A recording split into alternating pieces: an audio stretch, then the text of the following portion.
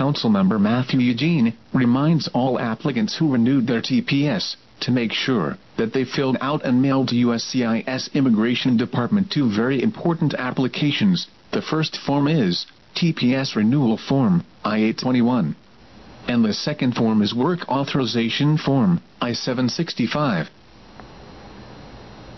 Again, applicant who renewed their TPS must have filled out both forms, not just one, two forms, TPS Renewal Form, I-821 and Work Authorization Form, I-765. Councilmember Matthew Eugene also reminds all applicants that are filing for TPS for the first time that the deadline to submit their applications is November 15, 2011. Anyone who entered the United States before January 12, 2011 are qualified. That means people who entered the U.S. before the earthquake and after the earthquake until January 12, 2011 are qualified. If you need any help, and for more information, please contact the office of Councilmember Matthew Eugene at 718-287-8762.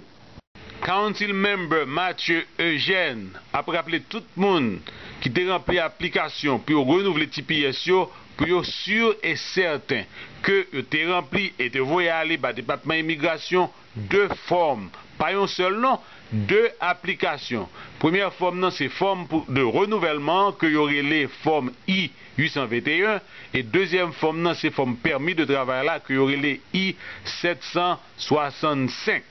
OK.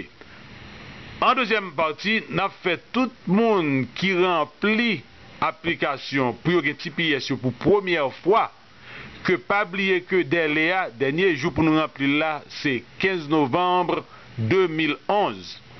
Alors, ça nous veut dire par là, monde qui qualifié, c'est monde qui était entré aux États-Unis avant le tremblement de terre là, et aussi bien après le tremblement de terre là, jusqu'à 12 janvier 2011, moun sa yo qualifié.